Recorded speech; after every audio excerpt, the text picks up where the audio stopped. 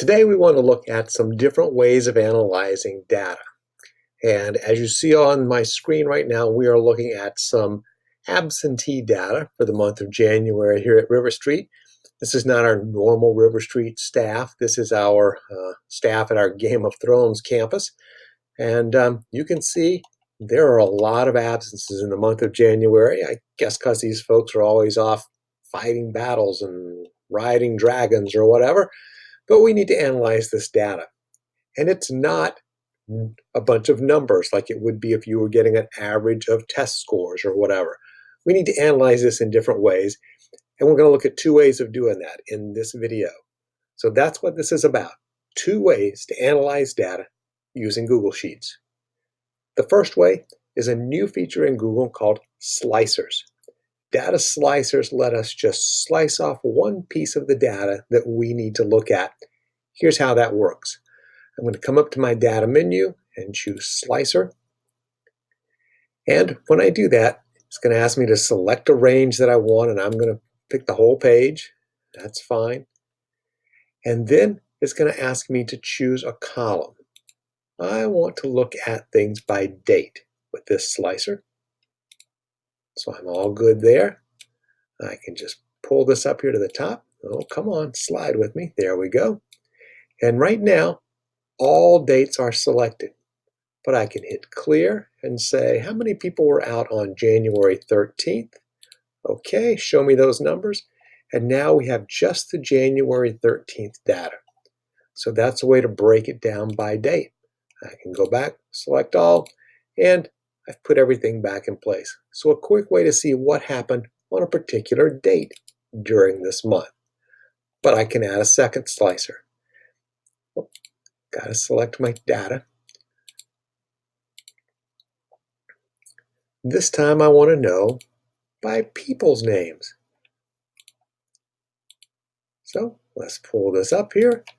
All the names are selected, but I really only need to know, how many times was Daenerys out this month because she was off flying the dragons? And there are her absences for the month. The day she was out, the reason she was out, the rooms she should have been working in on that day, but she wasn't.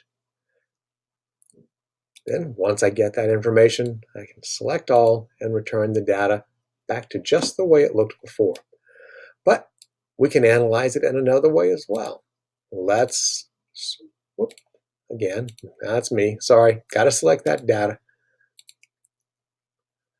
Let's finally look at it by room number. Which room is really having a problem with their attendance? Let's clear and let's say, how are things going over in Ernie's room? For the month of January, Ernie had this many absences during the month of January. So you can see that data slicers do exactly what they say. They slice off one piece of the data so that we can just look at that piece of information. And that's an awesome tool. However, that's letting us take all of our data and breaking it down so that we can see one element at a time. What happens when we need to do some global analysis of the data? That's our second way of analyzing data, and that is by adding a pivot table. So we want to select our data range is going to be the whole spreadsheet, and we're going to set our pivot table to be a new separate sheet. And so it will create a second tab down here at the bottom once it runs a few calculations in the background. Now we have a pivot table that's empty. It's asking us for information. What are the things that we want to look at? We can look at date. And let's add values. The reasons that people were out is just going to count them up. So by date, how many people were absent on a given day? Something really happened here on the 23rd, and 43 people were absent that day. Surprisingly, we had some days with only 1 or 2 people absent. So we can look at our attendance in that way. We could also break it down and say, let's look at room numbers again. And we can count. This time, instead of looking at one room, we are looking at all the rooms and comparing. We can see that our administration has taken the most absences this month, Whereas some rooms, like 174, hardly anyone's been absent. Our facilities team, they're all here. Clinical team, they're showing up every day. So it gives us a way to analyze data. And all of these things that we're choosing, whether we're choosing room number or whatever there, or over here when we're setting up our data slicers, in each case, we're just using the column headings that we have to determine how we're going to look at the data.